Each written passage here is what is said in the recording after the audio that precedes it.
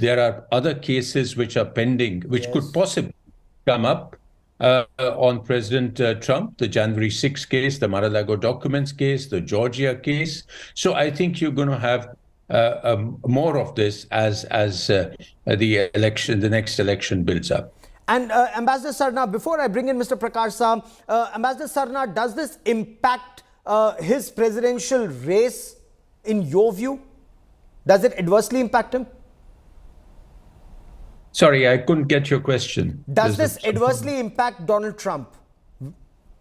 Of course it does impact him. At the moment, he will try to take advantage of it.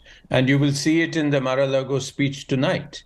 And he will try to arouse all his supporters and say that, you know, he already is electioneering on a narrative of persecution. And this is going to tremendously strengthen that. And the other possible Republican candidates are going to get boxed in. They will either have to support him or they will have to oppose him, which is going to be very difficult after this. And I think everybody has already started humming support, with the possible exception of Ron DeSantis. Yes. So he will try to use it as an advantage. Let's see how far that goes. Okay. Prakash Shah, Trump supporters and some of those in his legal team say that this case is one, politically motivated. Two, the alleged affair took place in 2006, the alleged payment in 2016. If records were falsified, it is a case of misdemeanor and not felony.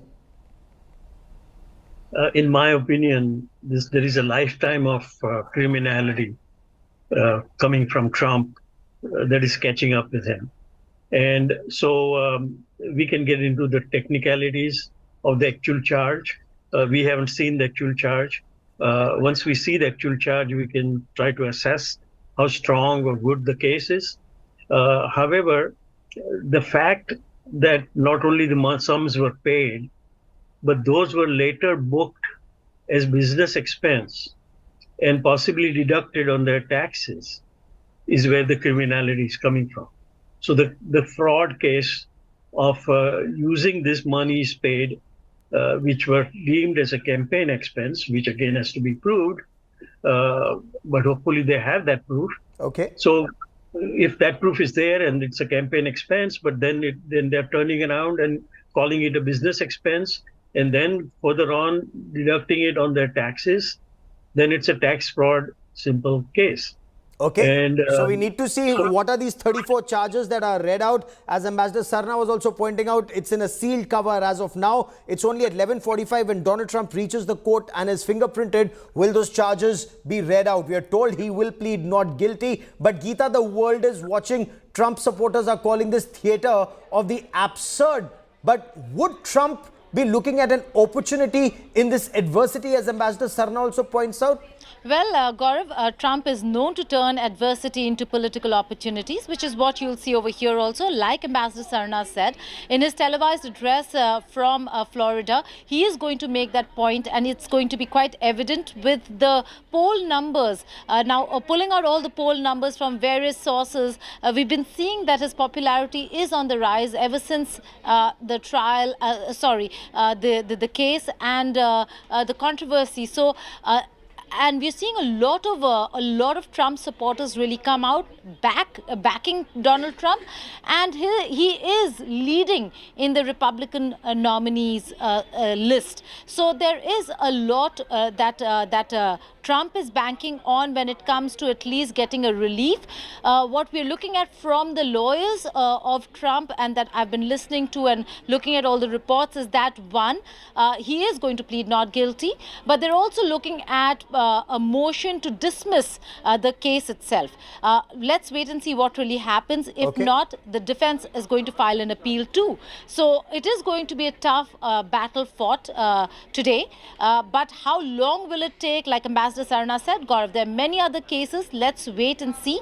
There are two very crucial things that are going to take place even as these trials cases continue. That is Republican presidential nominee, the primaries, and then the presidential race. Okay, Lenka, on ground zero, we are told 35,000 police officers have been deployed. the New York Police Department, we're also told that the Federal Bureau of Investigation and, of course, the US Secret Service, his security detail. But is there a requirement? Is there an apprehension that what happened at the Hill in 2021 could happen today? You know, that's a great question. As you mentioned, everyone is sort of worried that this could be repeating. So they are making sure that they have enough police people all around. They are even afraid of actually thinking about this. All I can say that I have seen here many police people. There are about like 10 right now next to me guarding this whole atmosphere. You know, it seems like they have it so far under control, but I think it's probably will get more brutal after the indictment, after the people actually get to know what will be happening and once he's arriving, because many more protesters are actually on the way. But yes, there are many police people, and so far it seems it's under control. Okay. Ambassador Sarna, Trump supporters say since this information was made public, they've been able to raise close to $8 million for his presidential campaign. Prima facie, and you know, you've looked at all the information that's coming in. The indictment still remains in a sealed cover. The charges, the actual charges in a sealed cover. Is the prosecution on a sticky wicket, as Trump supporters point out? Well, the prosecution is going to do its job. You know, the district attorney has done a fair, solid amount of work for the investigation. Of course, he's a Democrat, so that opens him up in the bipartisan sort of debate to accusations of being politically motivated. But the DA does not bring the person to a grand jury until he has a fairly good amount of evidence. And the grand jury does not indict the person until they have seen evidence. So, you know, the grand jury consists of a normal jury, and they must see evidence before. So you can presume that there is a certain amount of evidence. Now, what that leads to, does it lead to simply misdemeanors? Or does it actually amount to what under American law is termed as felony, which requires a longer imprisonment and longer possible prison sentences? But yes, until all that happens, Trump is going to use this massively for fundraising. And even when the indictments came in, he immediately got more funds. Yes. So after tonight's speech, there will be more fundraising, and that will give him a further lead in the Republican primary list. So, you know, this is several things going to be happening at the same time. Very interesting to watch out for. And Prakash, is the case impacted by the statute of limitation as per New York laws? The alleged offense took place in 2016. He's actually being indicted in 2023. I'm giving you some of the arguments that are being put forward by his legal team, sir. There is an issue of statute of limitation. However, it is not applicable if there is a fraud attachment. So if there is a tax deduction, fraud, also remember that there were multiple payments to multiple women. It's not just one person. And so right there were two women. There were also payments made to National Enquirer, which caught and killed a number of stories like this. And all of that happened around that time.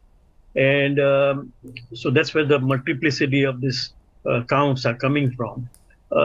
So I think it is, again, until we see the details, yes, we don't know exactly what has been developed and how is he going to be charged and what the details are. But there is a fairly solid evidence and case that is there. Okay, you're saying there is solid evidence, but you're also conceding that there is, it may be impacted by the statute of limitation. Puneet Ahluwalia, is the Trump camp nervous? Why target the judge? Why target the venue? You know, the Donald Trump, he's called the judge partisan. He's saying this venue is unfair. Why fear that he may not get a fair trial here? I'm not affiliated with the Trump camp. I'm more focused on the condition and the future of our nation and the politics that is being played and democracy. The Constitution is being eroded and foundationally being challenged and changed by the progressive liberal agenda which is in place. So this is very concerning.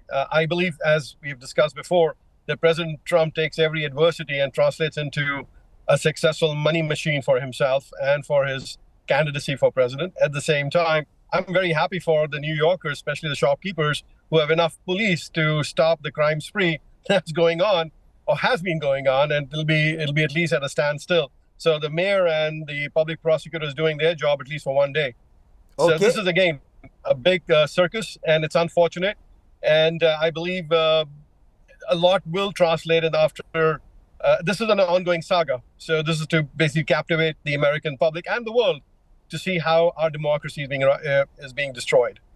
Mr. Shah, would you quickly want to respond? The Republicans say this is a circus, and the world is seeing how American democracy is being destroyed or how courts are being misused.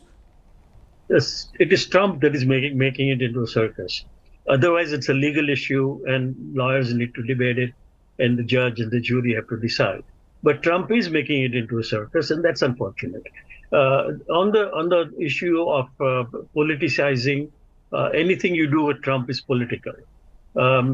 He is going to gain Republican votes, and he may end up a nominee as a consequence, because more Republicans will be wanting to support him. But by the same token, he is losing votes on the other side, meaning as soon as he becomes a nominee, he will be faced with the general election.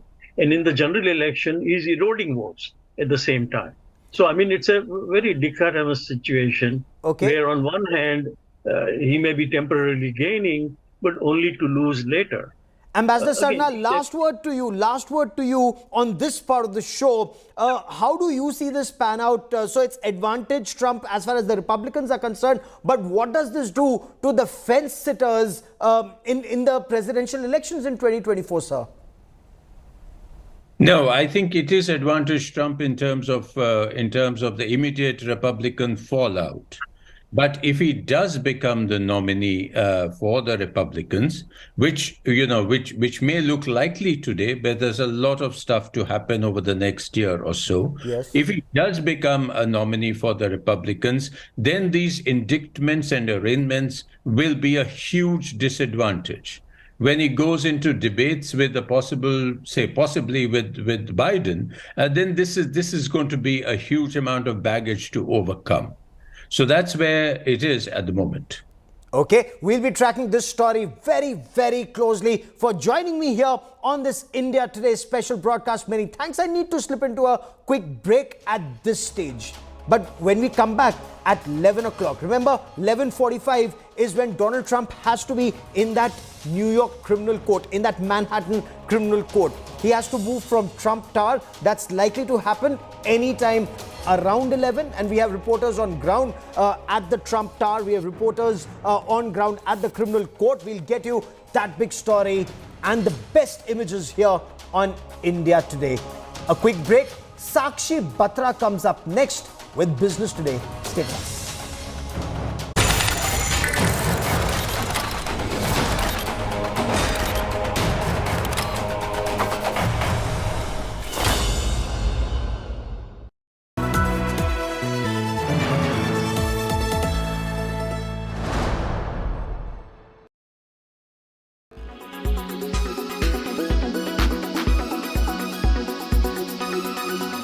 One way to do up your home or your office is to just keep it simple, to keep it minimalist. The ones known to be masters of minimalism, even in fashion, Abraham and Tagore, stamped just this in the capacity of designers who are now into the design innovation and home decor space too. To tell you the truth, we actually launched our business with both the collections. We started, the focus was with the homeware collection that we launched in London at the Conran shop many years ago, and we haven't really done it in India. So we are actually relaunching it. It's more of a relaunch for us.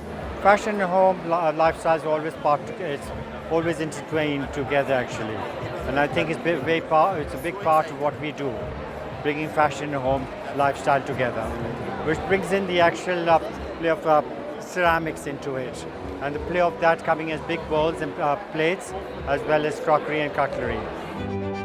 Minimalism is timeless. Keeping home decor simple involves selecting a few key pieces that complement each other and arranging them in a way that feels cohesive and visually appealing. Personally, I like minimalism because I think it requires more discipline. Everything has to be simpler, purer, and you can build on it. I mean, maximalism is valid too, but it's just another style, and this is a style that we are comfortable with. Part of every collection, whether it's fashion or it's the home, always is introduced with a black and white line, which I think is accessible to everybody, all ages. Keeping it simple can be simplified further. Simply begin by using neutral color palettes, whites, beiges, grays, blacks, what have you. Less is more, so do not clutter. Use decor made of natural and sustainable materials to create a sense of calm and tranquility. Choose pieces that are timeless. In New Delhi with Vaishnavi Kaharwar, Lifestyle Bureau, India Today.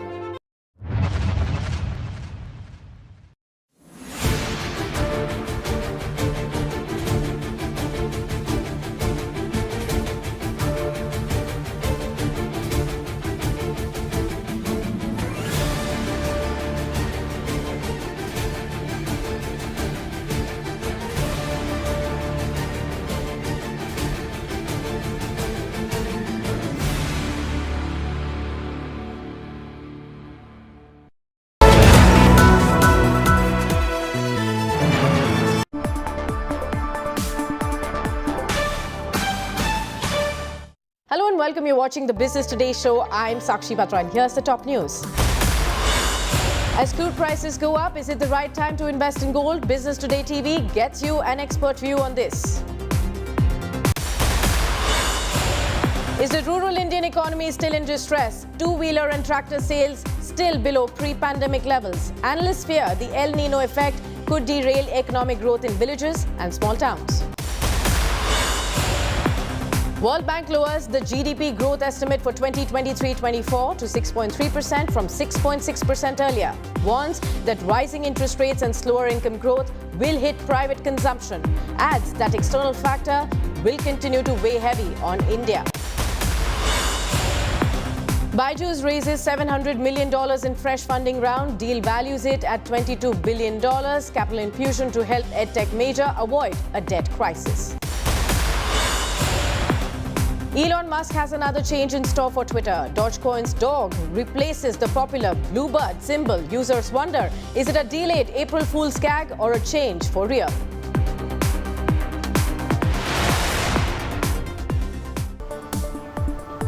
A surprise output cut by OPEC Plus has rekindled fears of prolonged inflation and triggered uncertainty about the central bank's response.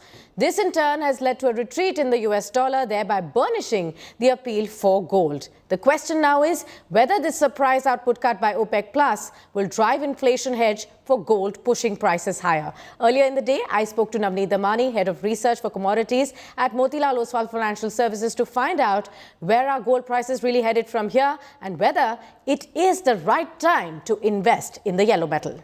What exactly is the correlation between crude oil and gold, and what do the current elevated crude oil prices really mean for the gold prices as well? Well, Sakshi, thank you for having me on the show.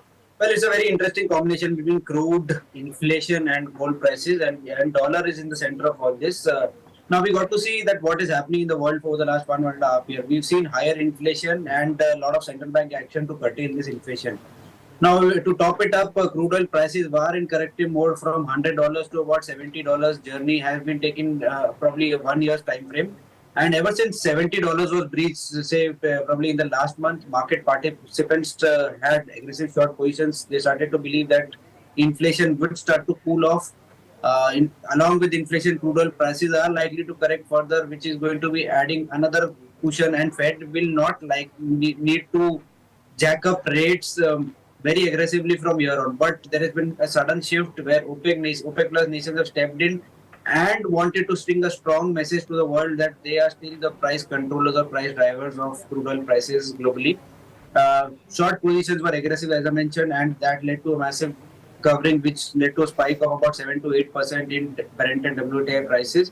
And to top it up, this is all going to add to inflationary concerns eventually, and which will force the Fed to probably look towards more tapering of rates in the near future, and that doesn't bode very well for the dollar, which has been in corrective mode from 104 levels. We are seeing dollar toward 101, 102 levels, and has been positive for gold prices. The investors at this point in time are quite nervous and confused as to how should they be really approaching their investments to gold at this point in time. Looking at the macroeconomic uncertainties right now and a lot of developments that you also believe that you will be tracking over the next month or so, what are you advising investors to do at this point? Well, if you are invested, stay put. If you want to buy gold for, say, probably marriage purpose, you can get better entry levels. If you want to be an investor in gold, this is not the right time. Maybe, say, 3-4% upside momentum could be witnessed in the next few weeks and months. But beyond that, I do not see gold prices heading and sustaining well. So I would like investors to stay away at this point in time. And if at all gold prices surge about 3-5% from here, investors who are already invested can look to book some profit and look for alternate investments. Right. So in the end, you know, FY24, we've just begun for this entire financial year, looking at the kind of macros that we are looking at currently. Your own sense of the kind of levels that we may see for this financial year? Well, briefly, we may head towards $2,100 also. That may be an outrageous call because we've seen that most of the indicators are indicating a gold price rally from here on 15-20% momentum. But I believe that 3 to 5% is what I see in gold prices from here. But on the downside, a 10 to 15% correction is where I see gold prices settling as we approach the end of 2024. So in INR also, what is the kind of levels that you're looking at? In INR terms, maybe in best case 62,000, but on the downside 55,500 is where I see gold prices ultimately heading.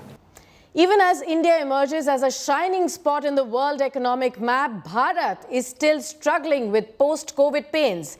Two-wheeler sales in rural areas, a major indicator of the rural economic health, are still well below their pre-COVID levels. What's worrying policymakers is the possibility of El Nino in the summers, which could lead to a further deterioration in the rural India's growth. 47% of India's population depends on agriculture for livelihood.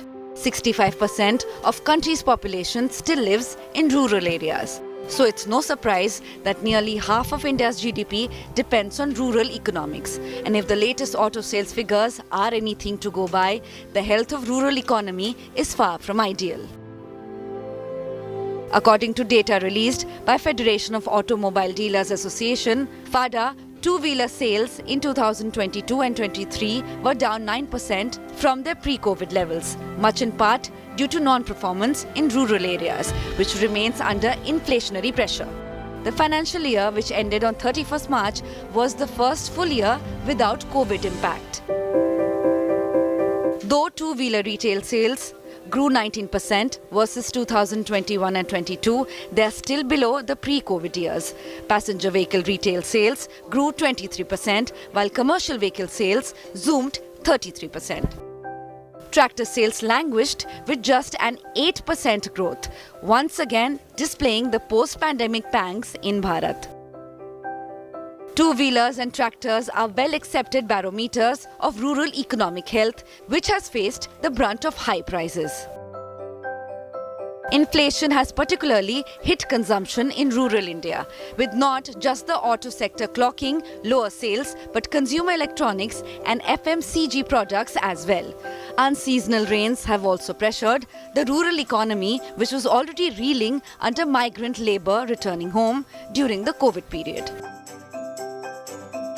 What is worrying more for policymakers is the expected El Nino effect, which may hit monsoons this year. Poor rains will hamper rural India's growth potential as well as raise prices of agricultural products. Analysts fear that this could further hit the fortunes of those residing in villages and small towns. Bureau Report, Business Ready Television. It's a shocking result for two of the most popular cars in India. The Maruti Suzuki WagonR has scored a miserable 1 star in adult occupant protection in crash tests by global NCAP. For child occupant protection, the car has earned 0 stars. Another small car from the Maruti Suzuki stable, the Alto K10, has received 2 stars for adult occupant protection and 0 stars for child occupant protection. 2 other cars crash tested, the Volkswagen Virtus and Skoda Slavia, though in a different, more premium segment, received the highest rating of 5 stars for adult and child occupant protection. Reliance Industries could be headed for uncharted territory beyond the 3,000 rupee levels very soon. A report by Jefferies has upgraded Reliance Industries' target price to 3,100 rupees ahead of the demerger of Jio Financial Services later this year. The brokerage expects JFS to get listed by September and has assigned a value between 134 and 224 rupees for its share price. Existing RIL shareholders are likely to get 1 JFS share for each share they hold in Reliance Industries. Jio Financial Services has been valued at 90 to 150,000 crore rupees by Jefferies. The Indian Infrastructure and Finance Company Limited has managed a remarkable turnaround in the past few years. The PSU's NPAs have fallen massively, and the company has also turned profitable after reporting losses just 3 years ago. BTTV's associate editor Chetan Bhotani caught up with R.J. Shankar, Managing Director, IFCL, and asked him about the turnaround and the infrastructure projects the company is helming. A parliamentary committee on the public undertakings has showered praises on how you manage NPAs. Give us a highlight of what the report says and how the road sector has the lending been started under your guidance, sir. This is only reassuring for us. We continue to move in the direction that we started about 3 years ago, and we have done a number of things. When you specifically asked what are the reasons could mean so many areas that we actually revamped the company. It's a turnaround in the last 3 years. From the NPA point of view, the NPAs were soaring somewhere around 20% about 3 years ago. It was even more, but the 31st March 2020 showed NPA of about 19.7%. We were able to contain the net NPA today to 1.7%. So I think it has come a long way, and it's all because of the focused recoveries. We had put in place a policy for managing the net performing assets, managing the overall NPAs, and also ensuring that our recoveries do well. And our recoveries have performed very well, and we have, recovered almost 50%, over 50% of what the write-offs have been. So I think that's been a very heartening note for us. And at the same time, we had to look at that time the company was posting losses. We had a operational loss during 2019-20, and we had to come out of it. We had to we were not having any pipeline, because infrastructure projects, infrastructure financing means it's actually financing a project will take time. First you sanction, and then by the time the disbursements are there, it might be about 6 months, and then over a period of 2 years you disburse. So unless you have a sound, robust pipeline, no infrastructure company can perform well. So we needed to build a pipeline. At the same time, since the pipeline was not there, and if the company's outstanding were to keep going, we needed to have some quick disbursements as well. So because otherwise the base effect was also trying to catch up, because outstanding was, the loan book was shrinking, and on the other side the NPA was growing. That was the scenario when I took over. And I think on one hand, while we put in place all the measures to contain the NPAs and arrest the NPAs and do the recoveries, the other side was to ensure that we grow our books. And for this, we needed a very good resources and treasury, because at that time our cost of funds was around the base lending rate of IFCL was around 9.7%, as compared to 7.8 to 8% MCLRs of the banks and State Bank of India. So we were very, very highly priced, and therefore we were not preferred lenders to the good projects. So we needed to correct that. So we needed to focus on resources and treasury, retire the high-cost borrowings. We had to kind of do a lot of rejig. We put in place a resources strategy. We had brought in an integrated risk management framework, an asset liability committee, more dynamic one. Let's slip into a short break now. On the other side, a report on Twitter's iconic bluebird being replaced by Dogecoin's dog.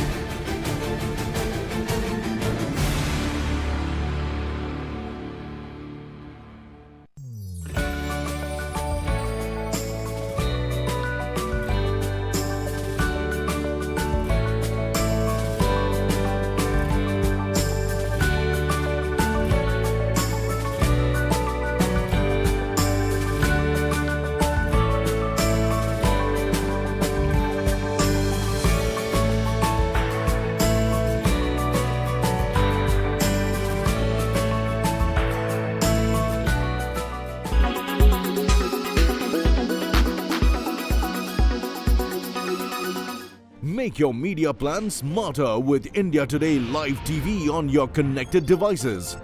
Amplify your brand with 100 million smart internet viewers. To advertise, mail us at sales@aajtak.com.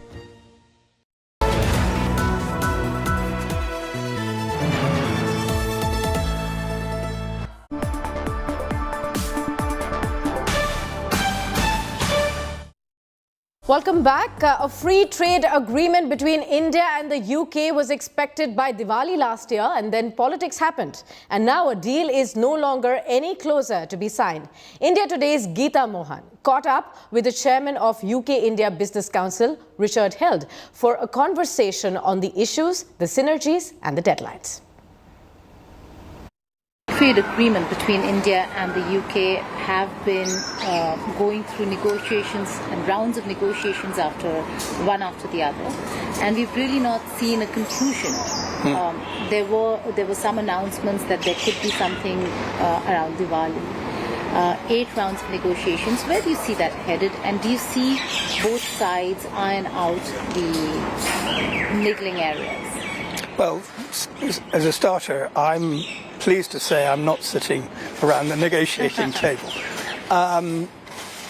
My understanding is that we've been through, as you say, 8 rounds of negotiations. There are still certain outstanding points.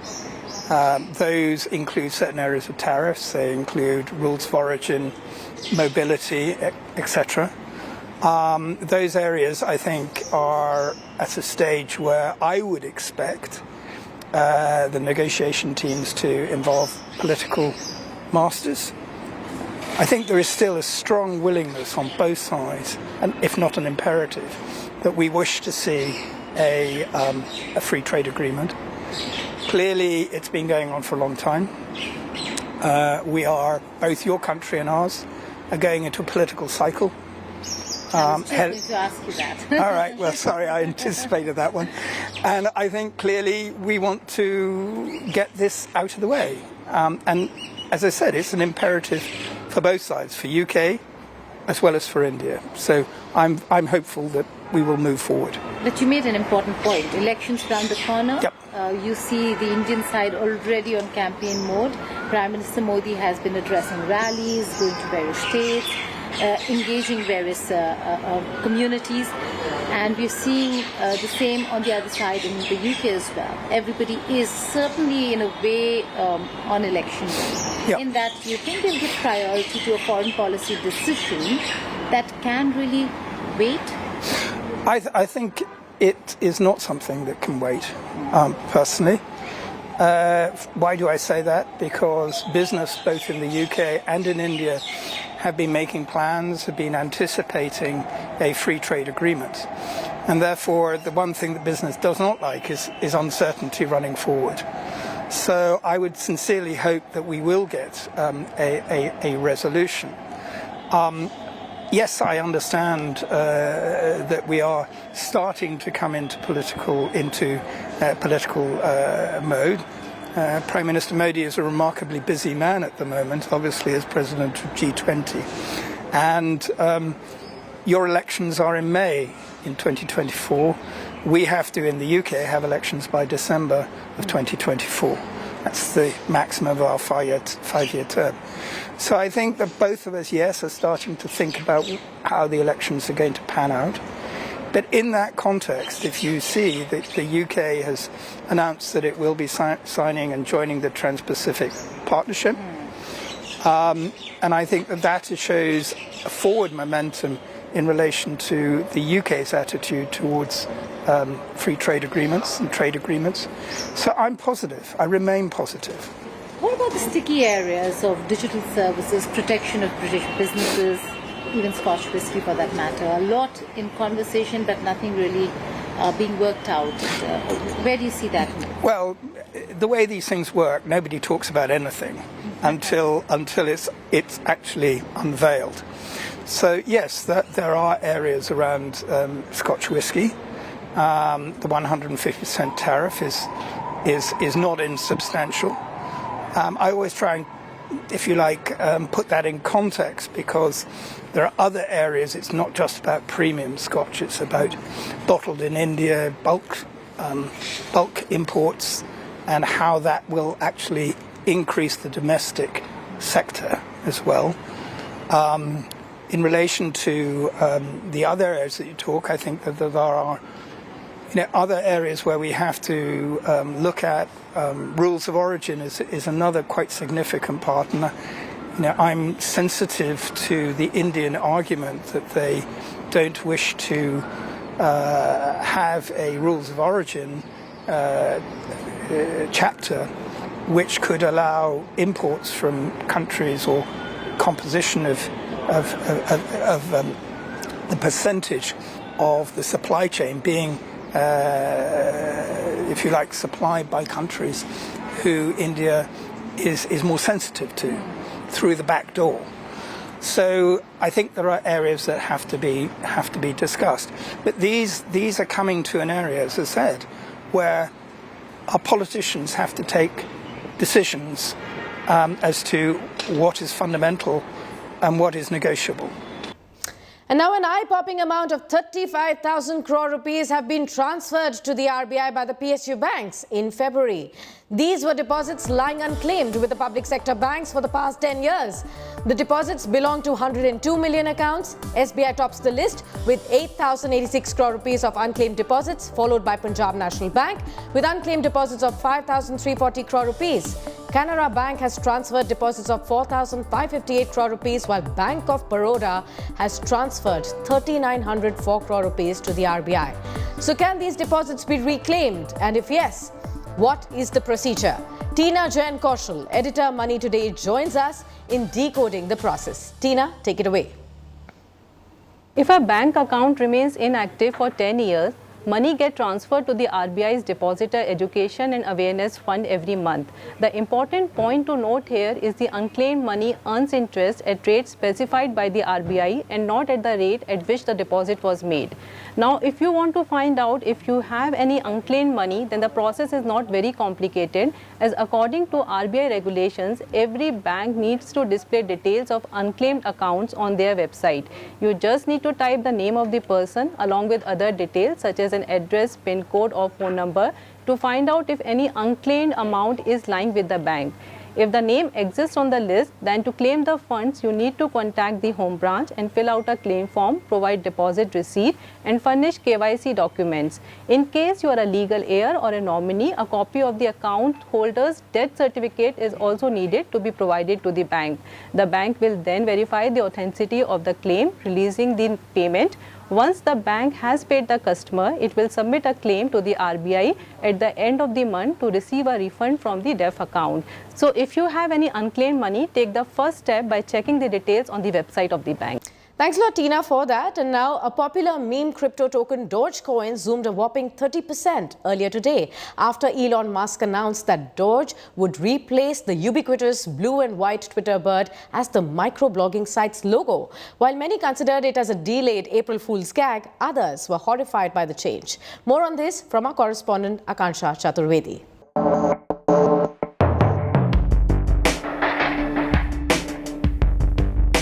Meme cryptocurrency Dogecoin zoomed 30% after tech billionaire Elon Musk tweeted that the Shiba Inu dog from the meme coin would replace the Twitter bird as the microblogging site's new logo. The Shiba Inu dog now appears on the loading screen on the Twitter website. It has also taken the place of the display photo on Twitter's homepage. The development caused a massive rally in the price of Dogecoin. The crypto rallied to 10 cents from 7.7 cents in under 30 minutes. But this short-lived rally was limited to Dogecoin and did not cause much change in prices of major cryptocurrencies like Bitcoin, Ethereum, Solana, and the others. The crypto market has shrunk to 1/3 of its value from its peak in late 2021. Furthermore, this stunt got a lot of flack since Musk's new Twitter team has not been able to make Twitter the utopia the billionaire promised while taking over it last year. Despite publicly announcing that the legacy verification mark would disappear by April 1st, the development has not taken place because reportedly Musk does not have enough employees to implement his plan. Musk is also under pressure from investors because of inefficiencies at his electric vehicle company Tesla Motors. The company's stock is down over 50% from its all-time high. Moreover, several reports of delayed deliveries are causing trouble for the company. It would be interesting to see how Musk salvages this situation. With Akshata Chaturvedi, BTTV, India Today. And that's all that we have on this edition right now. But do stay tuned on to India Today for a whole lot more coverage coming up right on your screens.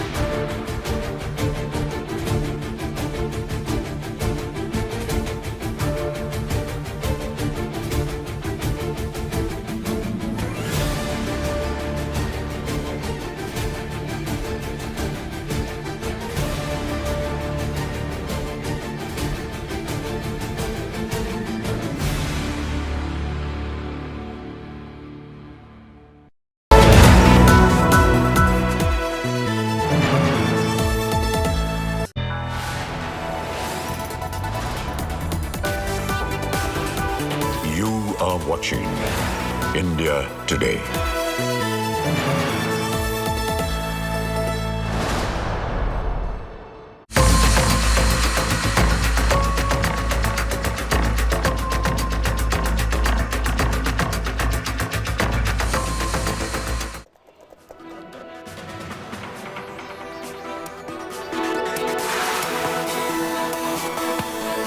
Hello and welcome. You're watching India Today. I'm Gaurav Sawant. History is being made in the United States of America and the world is watching. We're just about to show you images of the former US President Donald Trump reaching the Manhattan Criminal Court. These are images that you see of Trump supporters and of course protesters both outside the Manhattan Court in New York City. This 4-mile journey from the Trump Tower to the Manhattan Criminal Court, Donald Trump has just covered it and he's arrived at the Manhattan Court in New York. This is where the 45th US President, the former US President, will be first fingerprinted. Then he would be taken to the courthouse and the arraignment process will begin. Information as of now in public domain is that there are 34 counts. He will be indicted on 34 counts. The charges will be read out to him in court, and this is where Donald Trump will either have to plead guilty or not guilty. His legal team has made it very clear he will plead not guilty. He will say this is political persecution because he wants to run for president again in 2024. These are images that you see. There are more than 35,000 police personnel deployed in New York. Remember what happened on the 6th of January 2021 at the Hill. Clearly, all effort being made to ensure that Trump supporters do not barge into that Manhattan court. Multiple barricades put. I want to quickly cut across to Manhattan. Lenka White, my colleague, joins us with the latest. Lenka, take it away. Tell us what's happening. Donald Trump has just reached court. Yes, correct. Donald Trump has just arrived. It was very tricky because we didn't know which side he's coming from. You know, it was actually on purpose so that people are confused and they cannot all gather at one place. He arrived from the back entrance and he's supposed to be now in the building. You know, the action itself should take originally about half an hour, but because it's the former president, we will yet have to see how long he will actually be inside. If it will be the standard half an hour, longer or shorter time, we don't know yet. So tell us what's happening all around you. Show us what's happening, Lenka. Are there a number of Trump supporters there? Are there also those who oppose him, the protesters who say that finally action is being taken against him? Tell us what's happening. Show us around, Lenka. You know, around me there are many barricades. I'm standing right behind from the court. The court is here. You can see behind me many barricades all around the court from all the sides you can imagine. Also on other streets around the court, there are all these barricades. There is also an ambulance in the back in case something would happen. There are helicopters above my head, about 3 of them flying right above the court. There are many, many cars and many police people. I have seen many Trump supporters inside the park in front of the court. There were about, I think, like 100 of them. You know, they were wearing funny clothing. They had billboards supporting Trump. So it's really interesting and sort of show-like atmosphere. Okay, you said it's a show-like atmosphere there. Seema Sirohi is a senior journalist who joins us on the broadcast. Seema Sirohi is in New York. Also with us is Darius Mayfield. Darius Mayfield is a Trump supporter, is from New Jersey. So, Seema, this is history being made. Now, Donald Trump, the first image that we saw of him just a short while back was at the Trump Tower. He came out, he showed his fist. He waved to his supporters wearing that red tie. Does he have reason to be nervous? Does he have reason to be very worried this day in New York? I don't know if he has reason to be worried. What he is doing, and his strategy has always been to be on the offensive. They have already indicated that he is going to plead not guilty. In the meantime, donations to his campaign are surging. Over the last few days, he has collected $7 million. And the emails are coming almost, on a minute by minute basis. So for him, this circus, this whole tamasha, if you will, works to his advantage. His poll ratings have gone up.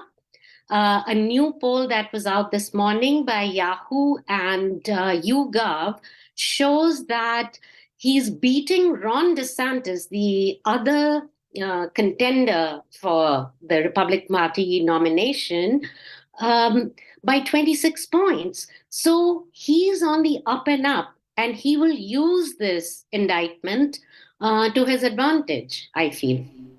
Okay, Geeta, is that what Donald Trump is actually doing right now? As Seema very rightly pointed out, he will plead not guilty to all the 34 charges. That's the information that's coming in, 34 charges against him. But is he turning an adversity into a political opportunity in the run-up to 2024 elections? Well, he indeed has in many ways than one. Like Seema just said, his poll numbers are only surging. He looks to convert all these difficult times and adversity into opportunities. And you'll see that, Gaurav, when he goes back to Florida and addresses the nation. Before that, the reports that are coming in from the United States of America is that Donald Trump, as of now, after entering the court, has been placed under custody. So this is a surrender, sort of a surrender arrest under police custody before the arraignment. 5 photographers would be allowed to go in, take photographs, come out, after which the proceeding is going to be very quick. They're going to list out the charges against him. And what we are also given to understand is that the team of lawyers for Donald Trump, they are going to maybe file a motion to dismiss the case. We are also looking at appeals from the defense. So let's see what really happens over here. In terms of conversations, you know that Donald Trump, he sees cameras, he does have to, or more often than not, speak. So there were reports. Will there be a gag order? Because there are some reports that seem to indicate that there could be a gag order on him. So Gaurav, there are two things. There were reports whether if he's going to speak in the hallway to and out of court after the arraignment proceedings. If and should there be a gag order by the court, he will have a very difficult time because it's Donald Trump we're talking about, and he really wants to go back and address the nation. And that's about 5 a.m. Indian Standard Time that he would be addressing the media. But before we delve deeper into the charges against him and about Stormy Daniels and what this case is, I want to bring in Darius Mayfield into this conversation. Darius Mayfield, how would this be an opportunity for Donald Trump? Because the Democrats say finally the law is catching up with Donald Trump, and this may just be the first case. There are many more that will follow him, and they would be taken to their legal conclusion. Yeah, well, he can definitely use it to his advantage politically, obviously, as he has, as your other guest pointed out. He's raised over $7 million in the few days since this happened. But I got to say, it is a little bit worrisome, even as a strong supporter of the former president and his policies, because there's a reason why they decided to do this in New York first. As you pointed out, there's multiple cases pending here in New York, Georgia, other places in regards to the documents they found at Mar-a-Lago and things of that sort. But in New York, outside of California, is probably the most partisan state there is in this country. This is a state that actually delivered 80% plus support for Joe Biden in the last election. And they're just a very partisan town that obviously has an utter disregard for the law, as you see with them bringing up what's usually deemed as federal charges on a state level. In fact, these are charges that the federal government has already declined to pursue against Donald Trump. And to have Mr. Bragg go after this, after telling us for years that they had so many things on this man, that he was just a career criminal, for them to come out with something as simple simple as this just shows you how dirty they're willing to play and how bad they want to be able to stop him from running for office. Because at the end of the day, that's all this is about, stopping Donald Trump from running for office. And some of those other charges, if he's ever convicted on those, would do just that and allow him not to be able to run for office. Okay, stay with me, and before I come back to Lenka White and to Seema Sirohi in the United States of America, let's take a look at this report that's coming in. And in fact, the president himself posted on social media as he was on his way to the courthouse that the whole process seemed so surreal. This is what he said on Truth Social, his social media platform. He said, "I can't believe they are arresting me!" Exclamation point. So it is a bit surreal outside the courthouse as well. Everything just seems to be in a holding pattern, waiting for news to trickle out of the latest steps. And what will he say? Will he address the media? Will he address his supporters? His supporters have been beating drums in the park across the street from the entrance. Some of his detractors are there too. There are signs, people saying Trump 2024, Trump's other signs saying lock him up. There's just a lot of anticipation as we wait for more details on what these charges entail and what the next steps will be. And just since we're talking about surreal, Kristen, maybe it's important to point out, and you can give us more detail on this, that being charged criminally, even if you're convicted, that doesn't stop you from running for the U.S. presidency, right? It does not. There is no prohibition on a convicted criminal or an accused criminal from running for office. He can still run. Now, in the past, it would be unthinkable that someone who was convicted of a crime would be able to get enough votes to be elected, but we don't know. This is an older charge. Some of the details surrounding the Stormy Daniels alleged affair, he's always denied the affair, that came out around his first election. The allegations of campaign finance irregularities have been circulating as well. And a lot of his supporters have heard them before. They're not surprised and they're not bothered by it. We've spoken to many of them here who say that they see this as a witch hunt, to use the president's words himself, as a political persecution meant to influence the 2024 election. Of course, others say that justice must be served. No one's above the law. The president has had questionable dealings in the past, and finally they're coming to light. That's the other argument being made here. Of course, we'll see that firsthand once the court process gets underway and as things get going. But this will take months to work. So Donald Trump has surrendered in court and he has been taken into custody. This is history being made. This is the first time ever that a former U.S. president is facing criminal charges. First time a former U.S. president arrives in a criminal court and he's taken into custody. He's surrendered. Lenka White with me from New York, from outside that Manhattan criminal court.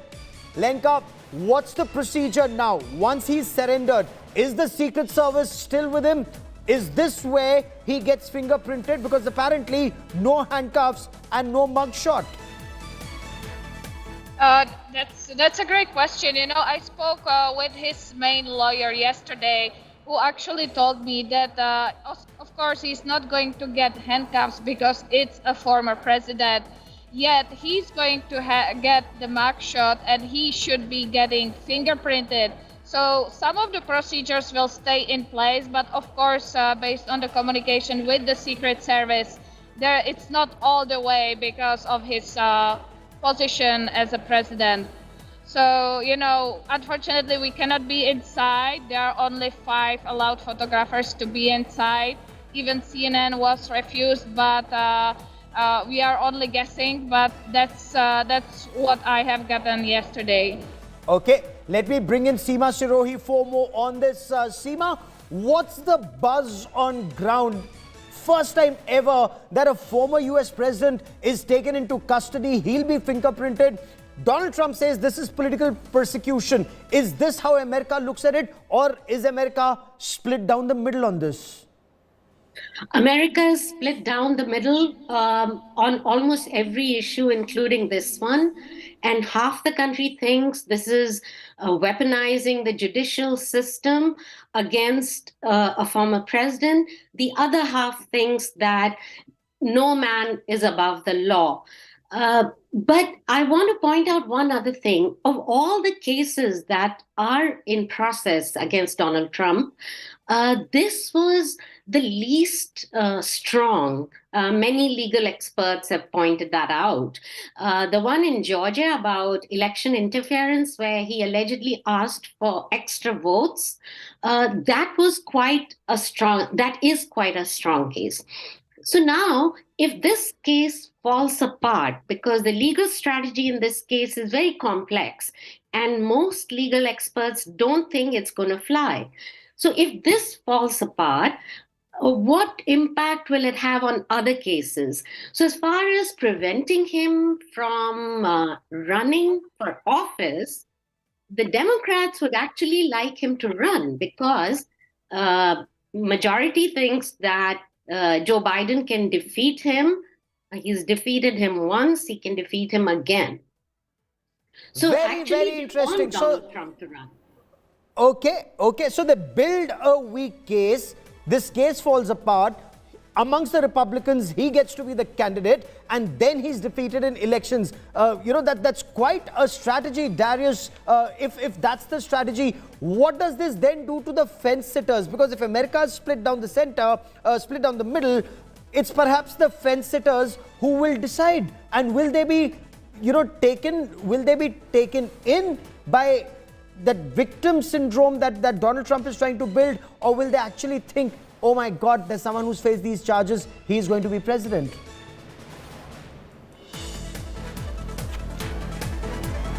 Darius, can you hear me? Yes. Oops. Can you guys hear me? Yep, we can hear you. Go on, sir. Okay. Yes. So, I actually happen to disagree with that assessment. I think that the previous guest said, I think Democrats absolutely are afraid of him to run for office, because they have a clear distinction now, right? Donald Trump was president before Joe Biden. Since Joe Biden's been president, we've seen every single thing in this country go the opposite way, from the border, from what's happening in Ukraine, from our inflation, from everything, from our energy prices. So people have a clear distinction between Donald Trump's presidency and Joe Biden's presidency. The lady that was speaking before said that it can't bar him from running for office, but it's not the charges in New York that can bar him from running for office. What can bar him from running for office are those charges having to do with mishandling classified information, right? So there's certain statutes in there that if he's convicted will actually bar him from running for office. If Democrats weren't afraid of him, they wouldn't be going after him so much. So there's a reason, as I said before, they're starting in New York City, and it's going to be like a domino effect. New York City is probably the most likely place that they can try to get some type of conviction. And that's what you were just saying. If they get a conviction there, or if it falls apart,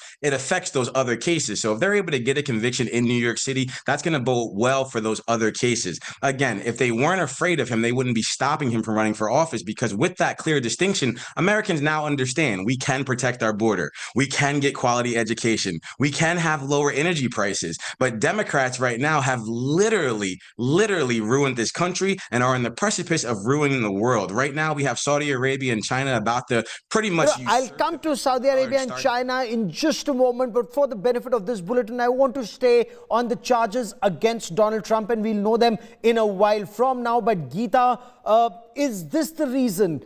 A hostile New York, a judge that Donald Trump says is hostile and is biased against him. Is this why Donald Trump says, move this out of New York, move it at least to Staten Island? Well, that's right. If you heard Darius, and I'm talking to the viewers here, he did make some very important points. The fact that why was New York chosen, the fact that Donald Trump has been speaking about the judge, and the fact that the judge has not sided or even looked at Donald Trump's case from a positive view, or from a view that Donald Trump Geeta, give me a moment. Shalabh Kumar, American industrialist and a close aide of former President Donald Trump, joins us on the broadcast. Mr. Kumar, how do you view these proceedings? The Democrats say finally the law is catching up with Donald Trump. This is just a drama which benefits President Trump a great deal, as can be seen in the poll numbers that have gone through the roof, as well as the fundraising for president that has gone through the roof.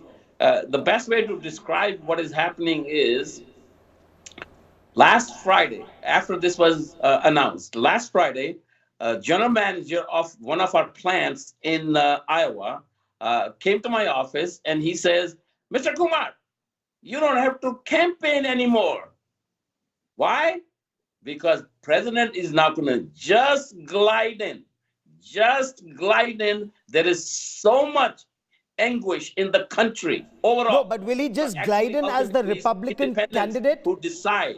Will he just glide in as the Republican candidate, Mr. Shalabh Kumar? Because the Democrats, as some argue, think that it is easier to defeat Donald Trump if he is the Republican candidate for presidency. I'm not quite sure what the question was. It was to you that is this a ploy to get him to be the Republican candidate for presidency in 2024? No, the president is going to he's going to have a landslide victory. That's the last thing the Democrats want, because he is so popular. He is so right on every policy: energy independence, illegal immigration of 200,000 illegal people coming across the border from the south every month. 8 million people in 4 years that would have illegally entered the country, and the everyday worker, everyday American taxpayer has to pay $50,000. You can calculate that out. 8 million times $50,000 per year to support the illegals that are coming across. Inflation is out of control. You know, look at what's happening. What happened with Afghanistan? Look at the 10 million people that had to they had to leave from Ukraine, their homes. I mean, the world has gone into absolute chaos. Americans know this. So what they are afraid of is they are really, you see, actually there is a big debate in the Democrat Party. The very left, who just hates Trump, because Alvin Bragg ran on the campaign saying that if he's elected, he's going to find some crime for which he's going to charge him. Shelly, Geeta Mohan here. Shelly, can I just weigh in? Just a quick question. You're talking about Democrats hating Trump, the fact that he could have a landslide victory. But this is one of the smaller cases that we're talking about. He's going to hit really rough weather when the bigger cases come in. And that will be right in the middle of the primaries and closer to the presidential race. What is Team Trump going to do then? I'm not sure what the question is. I mean, who says over there there's going to be a trial? There's going to be a motion to dismiss because there is no basis. They cannot find a basis on which to have this indictment. All the jurists in the country saying this is stupid. This is just without any basis. So how could justice system of the United States allow a trial to go forward to have anything based on what? Nothing. There is But I'm not talking about this case, Shelley. I'm talking about the other cases that that U.S. administration is looking into, be the Capitol Hill case, or for that matter, the charges against him when it comes to his business dealings. All that, and of course, the documents that he took away from White House and were found in his home in Mar-a-Lago. So all those cases are way more serious. How do you look at those cases playing out in the midst of primaries and the presidential race? Okay, now that's a very good question, Shweta. That's a very good question. Geeta. Now, if they were smart and wanted to have some credibility, I mean, the document case is a useless case. The finances also is a useless case. But they would have found some support among even Republicans if they brought the charges against him on January 6th. That would have some credibility. Some people, some independents, some even Republicans will say, and of course the Democrats will say that, there would have been some. But the Democrats made a blunder by picking the wrong charge. That's just a pure blunder on their part. Okay, you said it's pure blunder on their part. Give me a moment as I quickly bring in Lenka White. She joins us with some details that are coming in. So, Lenka, what more can you tell us? What's happening on ground? Some reports seem to indicate that he will now be fingerprinted. How long from now till the time that charges are read out, those charges that are in a sealed cover as of now? I believe, this whole indictment should take about half an hour. But of course, I don't know how long all these administrative tasks are going to take. Again, it's a former president, so everything takes much, much longer. And it's also not only former president, but also Trump. So there is a big show, there's a big circus here. Things take much longer, and it's very hard to judge from outside as there are no media inside it. Seema, this move that one, motion to dismiss, saying that the judge is biased, saying he will not get a fair trial in New York, saying move this to Staten Island. The first request, from his side, if motion to dismiss is not accepted. How do you see Trump's legal team pursuing this case? See, that's what he does in every case. He sort of uses delaying tactics. And even in this case, it's the prosecutor started collecting the evidence several years ago. But some motion or the other was filed by the Trump lawyers. And even in this case, things reached to the Supreme Court twice. And both times Trump lost. So the thing is, this is a delaying tactic. But to the point about, whether he can get a fair trial in New York, it is true that Mr. Bragg talked about bringing Donald Trump to book during his campaign when he was running for district attorney. So yes, it's a heavily Democratic city. But I don't think it's all sort of planned at some central place by the Democrats, as your Republican guests were implying. I think all these cases are proceeding in different jurisdictions at different pace, at different levels. And there's no master plan, because if there was a master plan, this is certainly not the case that should have been the first one to come to the fore. So do you agree with Shalabh Kumar that the Democrats have actually shot themselves in the foot moving forward on this case, Seema? I wouldn't go so far as to say that, but as I said earlier, this is the weakest of the 3-4 cases that are in process. So yes, this is where the prosecutor is trying to prove state law and sort of meld it with federal law on campaign finance, and try to show that this hush money that was paid to Stormy Daniels was actually favoring Donald Trump's campaign. It's a very convoluted, twisted strategy. Most legal experts, including Democrats, have said this is not the best strategy and it can easily fail. In fact, the Washington Post did an editorial the day, last Friday when it became clear that he's going to appear on Tuesday. They did a long editorial saying this is just a crazy strategy and it would impact other cases in a negative way. Okay, and that's why, Geeta, he's saying move this out of New York. He's also saying, apart from the motion to dismiss that we will hear in a moment from now, but his legal team is also saying this judge is biased. They're talking about his family being biased, the district attorney not being fair, and saying move it to Staten Island. All of this seem to indicate that at least the Republicans or at least Trump team are following one line of thought here. One line of thought, also completely armed. This is going to be, it's an entire battalion, a force that's going into that court. It's about 157 there, 155 in New York. And in about 20 minutes from now, the arraignment will begin. And you're right, that's exactly what the lawyers are going in with, that they are going to talk about persecution. They are going to talk about, Trump is certainly going to play victim. They're going to talk about unfair process and the request to move. But also, I'm hearing that there could be a motion to dismiss.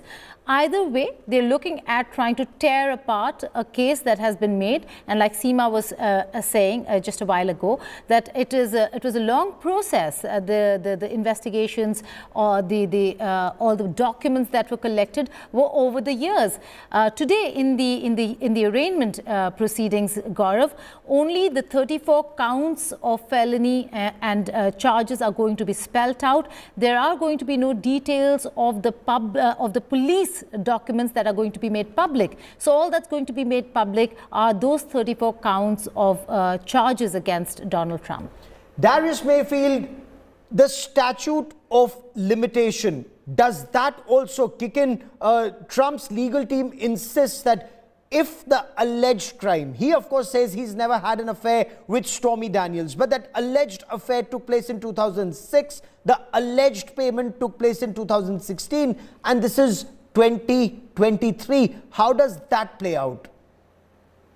Yeah, I mean, I think that it is possible that we could see this case dismissed, not only on those charges. I know Bragg and his team are trying to claim that COVID slowed things down, so the statute of limitations should be extended. But that's not quite how, our judiciary system works. So again, it's just another one of those things that they're kind of just throwing against the wall. I know we said before, is this some kind of master plan from the Democrats? It's not. I don't think the Democrats could put together a master plan. As always, as we've seen with the Trump administration, they're throwing things against the wall and trying to get it done. Now, I disagree with a lot of folks here that say this is the least important case. I think this is probably the most important case that they have right now. One, because of the venue. It is in New York City, which is why the Trump team is trying to get that switched out. And we know they will do egregious things in New York City against somebody that they don't like. But two, because when you look at the cases like mishandling of classified information, Joe Biden completely botched that case because now we found hundreds of thousands of pages in his office, in his university office, in his home garage, and different things. And when it comes to Trump interfering in the election in Georgia, I mean, listen, I ran for Congress here in New Jersey last year. Let me just tell you guys, I was the only county in the entire United States of America where every single Dominion voting machine went down on the day of election. I think pursuing cases like that will only start to bring out more of the Democrats' indiscretions when it comes to elections and the safety of our elections and things of that sort. So they had to start in New York, where they have a biased judiciary system, a biased DA, a biased everything else, because this is their best shot. If this fails, they're done, and Trump will be your next president of the United States of America. Okay. So in case this fails, and how soon do we know that once this process takes place, Seema? Before I bring in Lenka White, who joins us from Ground Zero, from that criminal court, what is the procedure from this point on, Seema, and how long will this case go? It clearly cannot stop Trump, can it, from running for president should he become the Republican nominee? It would go on for a while, for weeks and months. If there are 34 counts, as you say, we know there are more than 30 counts. The examination of everything then goes to trial. I mean, we won't know what ultimately happens for a long time. And yes, he can run no matter whether he is proven guilty or exonerated. He can run for president. So right now, everything sort of seems to work in his favor, I would say. He will milk it to the maximum. He already is. The amount of publicity he's getting, I mean, it's quite crazy. CNN was covering from yesterday, minute to minute, movement, and have helicopters and things in the air. So this circus Okay, Seema, give me a moment. Donald Trump has just put out a post. He said this is so surreal. Donald Trump, before he entered court, he actually put it out on Truth Social, his social media platform. That's when he was sitting into his SUV and going in for that 4-mile-long journey to the Manhattan Criminal Court, saying this is so surreal. He says he can't believe that he's actually being arrested and the due process of law. Can't believe this is happening in the United States of America. This is what Donald Trump is saying on Truth Social. Lenka, any information filtering out? Geeta, you're also tracking developments. Geeta, anything filtering out? Well, right now, nothing. We are just 15 minutes away from the arraignment proceedings. So right now, nothing apart from the fact that, yes, Donald Trump has put out a message on the social media platform that he uses. And it indeed has been surreal for him, but also the fact that this is a moment in American history. Not a current or a sitting president or a former president has ever been charged. And there are criminal charges against Donald Trump. We'll have to wait and see what those details really entail. Like Seema said, there are more than 30 counts, so it is going to be a tedious and a long process. However, the proceedings today are going to be very, very short. And in about 15-20 minutes from when it begins, it'll all be over, and he will be leaving the courtroom. What we are given to understand is that he's not going to stay the night in New York, that he'll be flying back to Florida, and that's where he'll be holding that. It's not a press conference, but he is going to have a televised address. So let's see. What if there is a gag order? There are some reports that seem to indicate that the judge could put a gag order. Lenka, anything that you are hearing on the process, on the procedure from this point on? Okay, give me a moment as we try and reestablish that link with Lenka White. Large number of journalists there. Did they have to, Seema, deploy 35,000 police personnel in New York and 1,000 just along this journey? Was there any input to suggest that there could be a repeat of what happened at the Hill? No, there wasn't any input to suggest that, but they just wanted to prevent a repeat of January 6th, when the Capitol Police were caught off guard, and when things got into motion, it took hours for them to block the protesters. By then, the protesters had entered Capitol Hill and had damaged so much of the building. So they absolutely didn't want that to happen again, because, not only was it a law and order problem where so many policemen got hurt on January 6th, but it was like a really bad advertisement for the United States, right? That your various security agencies can't get their act together, cannot coordinate with each other.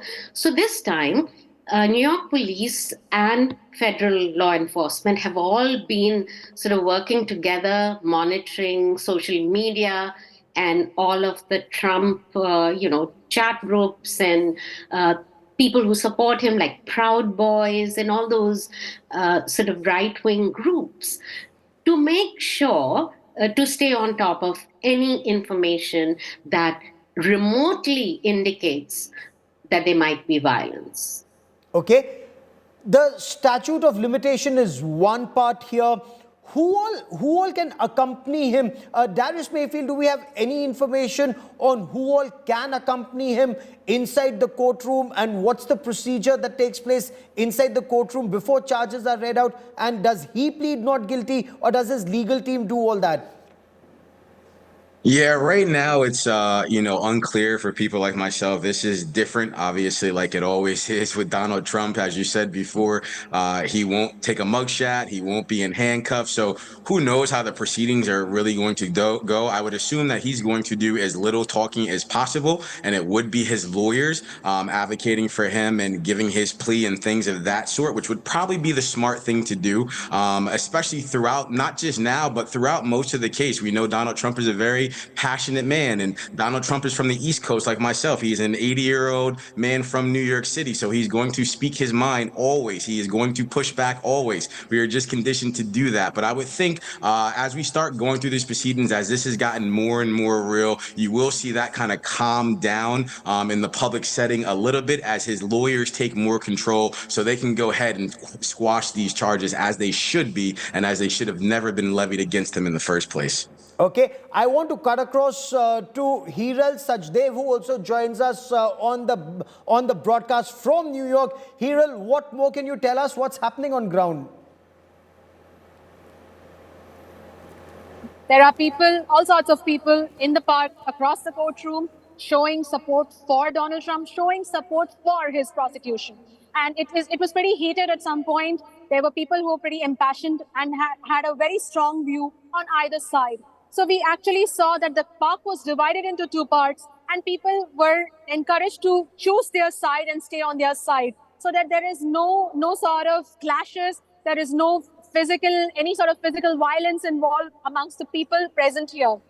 We also saw that a lady was chased out of the park because her sloganeering, her demeanor was so aggressive that the police thought that the situation is going to go out of control, and they asked her to leave the park.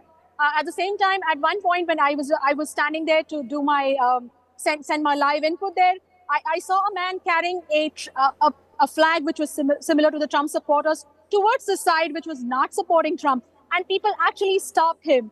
So it's kind of everybody is watching this with bated breath. There are all sorts of people who are supporting Donald Trump, see hope in him. They see the fact that he never went to war with any other country.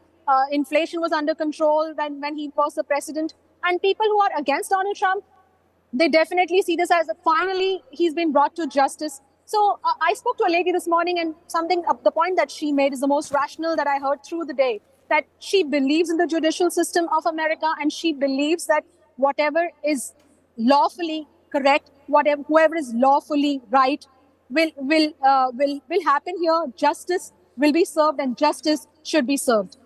Okay, but Hiral, are you getting a reaction on Donald Trump taking to his social media platform, not only saying things like this is surreal, can't believe this is happening in America, but also casting aspersions at the integrity of the judge, his family, the district attorney, and saying, move this case out of New York. I will not get a fair trial here. Move it at least to Staten Island.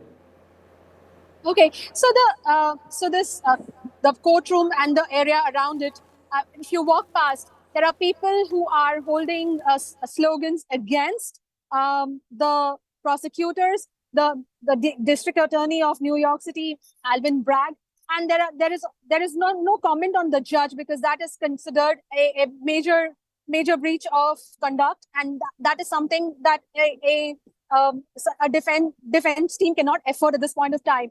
So if you notice over the last few days, Donald Trump has actually gone down on his criticism of the judge and gone down on his criticism of the judicial system in general, because all that is going to weigh against him when this case goes to trial after the charges are pressed against him. But yes, what happens now, Hiral? Hiral, stay with me for a moment. See, Hiral, what happens now? He's inside the courtroom. Any information filtering out, whether the fingerprinting has happened, whether his secret service is with him, who are his lawyers, what's happening inside? Well, the security around the main building is so tight, they are allowing very few people around there. The media has been barricaded literally a block away, so that street is completely closed for traffic or any sort of public movement. So we know for the fact that he's already entered the building. There is a procedure that needs to be followed stepwise, and like I said, a few of these steps might be skipped in his case, but 2:15 is the time allotted when he has to be present in front of the judge, where his charges will be read out to him, and where he's likely to plead not guilty. Now, as far as his counsel goes, the most vocal and the face of the defense lawyers is Takupanya. And he very clearly said in the morning that they are going to plead not guilty. There is another lawyer being brought on the team this morning. So clearly, Trump is not leaving any stone unturned in keeping his legal counsel as safe and as strong as possible for the time ahead. And there is tremendous excitement from some of the reports we are hearing, and of course from your report that we saw a while back, that said people actually were camping outside the Manhattan Criminal Court overnight to be able to be there and see history being made. Yes, this is very likely in America. I mean, the protest, the kind of protest that I'm seeing, the kind of interest that people have come with. They've come dressed up. They've come with effigies. People were clearly preparing for this moment. Okay, and now that it is here, everybody who wants to express themselves as strongly as possible is in that park right now and vociferously doing so. Okay. His team, Geeta, is very clear. They move motion for dismissal. His team is very clear. They'll attack the judge. They'll attack everybody, because that way, does that put the judge on notice that, you know, the judge knows whatever he says, the whole world is watching, and he will have to be impartial given the charges of bias, Geeta? Well, that's right. But before I answer your question, Gaurav, going back to what Hiral just said of the protesters and the clashes or brief clashes that were witnessed is the reason why the police presence around Manhattan Court today. Not just police, but also Secret Service, given that he's the former president of the United States of America. Coming back to the judge, now he has toned down only just ahead of these arraignment hearings. But before that, on Truth Social, he had characterized Merchant as the same person who railroaded him, his 75-year-old former CFO, Alan Wieselberg. He basically is trying to make a case saying that, the judge was somebody who forced his colleague to plead guilty and else suffer the consequences, which he did. And this time around, he and his company, Trump Organization, is not going to plead guilty despite the vicious consequences that he says he could suffer. So there is an entire play, a narrative that has been set already, Gaurav, of what it means to be in New York, what it means to fight a case in New York, what it means to stand before this particular judge in New York and fight this case. He's already built that narrative. Now it's just about the fact that he's going in, he's going to face the same judge, and that's why he's toned down a little, but does not take away from the fact that his supporters who've been backing him are speaking the same language, even if he is not, that this is going to be a biased judge and the verdict is going to be biased. Any forward movement would show that he's leaning in one direction, not the other, so on and so forth. So again, very interesting. Right now, we're only looking at 34 counts or over 30 counts of charges against Trump. Yes. That would be read out, be made public. And from there, we'll have to see how Team Trump versus the authorities are going to take the case forward. Seema, does that put the judge on the defensive if a former president is saying so many things about him in public domain, giving instances, talking not just about the judge, but also his family, his daughter? Does that put the judge on the defensive? I don't think so. See, Trump's lawyer, the main guy, he said that he has full faith in the judge, that he's a very fair judge. So, you know, in public, everybody is going to maintain that the judiciary is unbiased, the judges are unbiased, and they just, rule on the law. But we also have to remember that it is an administration that appoints some of these judges, right? So Trump had a chance to appoint so many judges. He appointed 3 Supreme Court judges. That is going to change life in America forever. Has already changed. So in that sense, judges have certain allegiances or certain leanings, but when they rule, they have to look at the facts before them. And I think by and large, they do that. Okay. Also joining us on this broadcast is Aviruk Sen, author of the book Looking for America. And when you look at America right now, Aviruk, what do you see when this case is about, Donald Trump is about to hear those apparently 34 charges that are to be read out against him, and he intends to plead, according to his legal team, not guilty? Aviruk.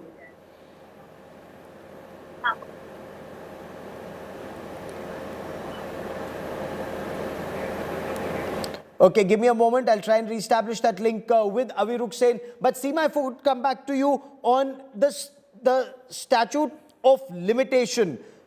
Trump's legal team insists the alleged affair took place in 2006. The alleged payment took place in 2016. Now this is 2023. Statute of limitation in New York state law says not more than a case not more than 2 years old.